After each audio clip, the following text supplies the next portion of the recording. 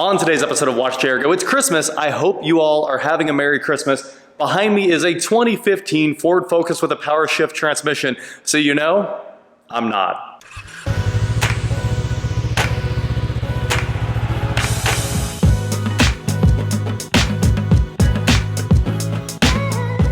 What is going on, guys? I am Watch Chair Go, and today, like I said, we're back with a 2015 Ford Focus that was featured recently on the channel while we tried to fix the issues with the Powershift transmission. Now, we talked about the Powershift DCT. This car came about in the time period where DCTs were truly the future of automatic transmissions in cars.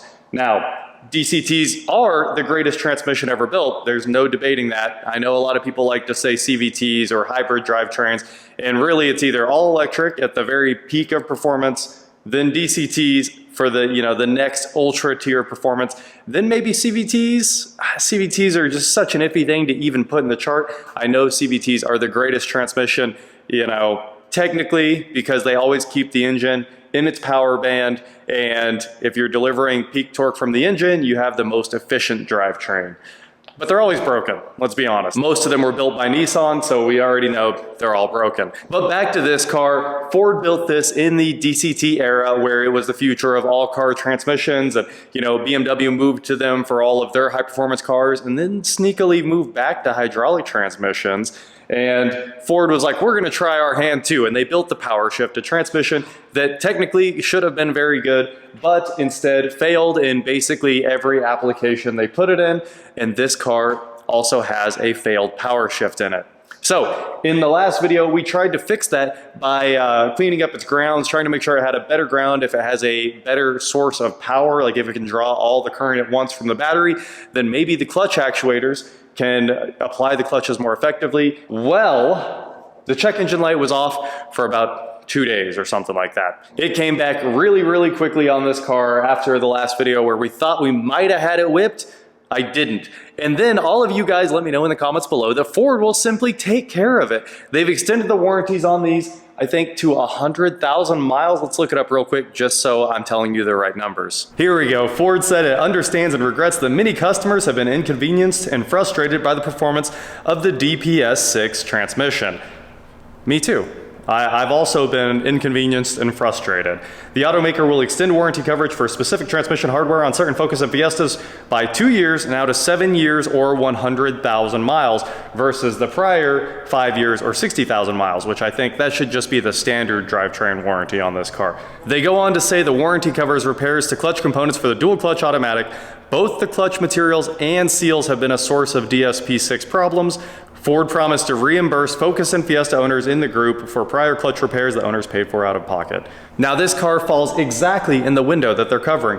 2014 to 15 Focus is built from July 4th, 13 to November 5th, 15.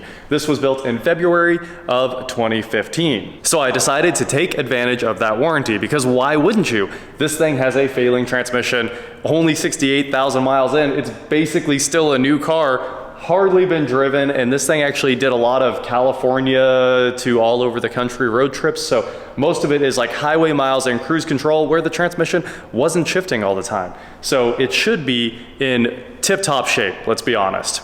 But we have that code for the A clutch engagement failing, or I forgot the exact code, but something with the A clutch. So I took it into the dealership, and the dealership said after having it, it sat for like a month, and then it took them like a month to get it in before that. It's been basically 3 months, something like that. Then they started looking at the car, and they had it for a while as well. And now the car is back, and they didn't do anything to it. What they said was the TCM isn't failing because we don't have the code saying the TCM's failing. Instead, we need to put clutches in it.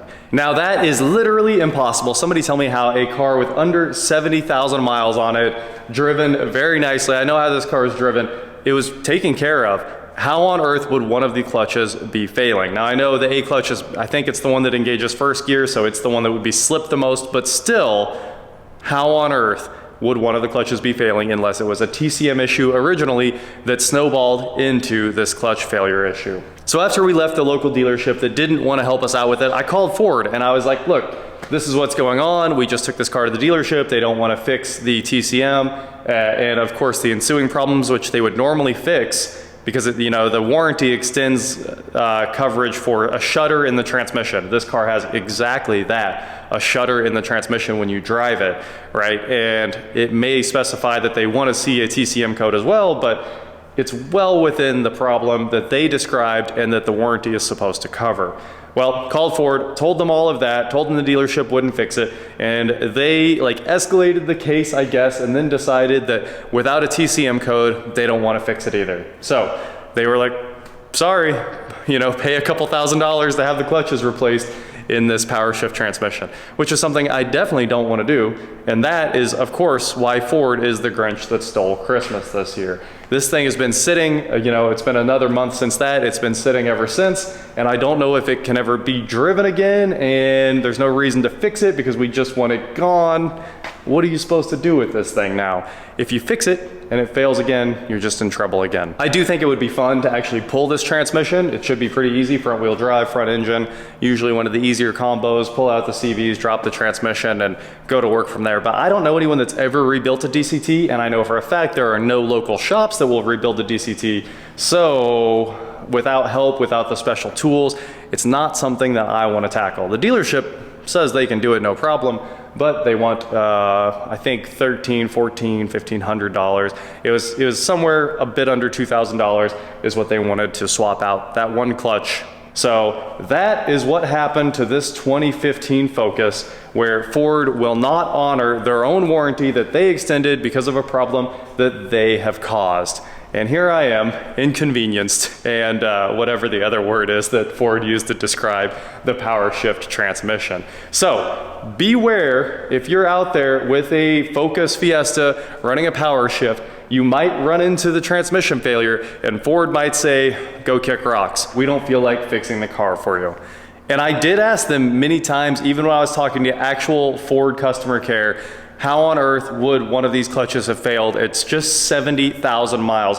It would have happened in any other car, even in a manual. Like you guys do know how hard you have to beat on a manual to kill a clutch at 100,000. You have to like clutch drop it from 3,000 RPM every single time you leave a light. Clutches they're not indestructible, but they're relatively hard to kill unless you're seriously mistreating the vehicle. I see clutches all the time go 200,000 miles in normal cars like this. Maybe not in that, but in a Ford Focus, like 200,000 miles is completely reasonable as long as you're not crazy hard on the car. It should have no problem engaging, making the car take off, doing what clutches do for 100,000+ miles. So this is just a cautionary tale. I don't know what they did, but they did manage to get the check engine light to shut off and stay off. And it is slightly less jerky. I think they may have like cleared all the TCM adaptations and basically just reset everything. And it is driving right now. It's got maybe 10 miles on it since it's left the dealership a month and a half ago. So it definitely has not been driven anymore, but the light is off. I don't know what they did other than maybe just clearing the adaptations and clearing the codes, which is funny because I cleared the codes as well, and that might be why there was no TCM code. What was I gonna do about that? Like, I was trying to make the codes go away forever. Also, it's snowing right now, so we're having a white Christmas. It'll be a hint of white Christmas because this snow is not going to stick, and it's also not going to be around very long. But hey, right now we'll take this thing for a quick drive just to show you guys what it's like. So you've seen a few of the shifts there so far, and it just clips right through them like nothing's wrong at all. Obviously no lights on the dash, no trouble taking off, no shutter, but I have a feeling it's going to come right back.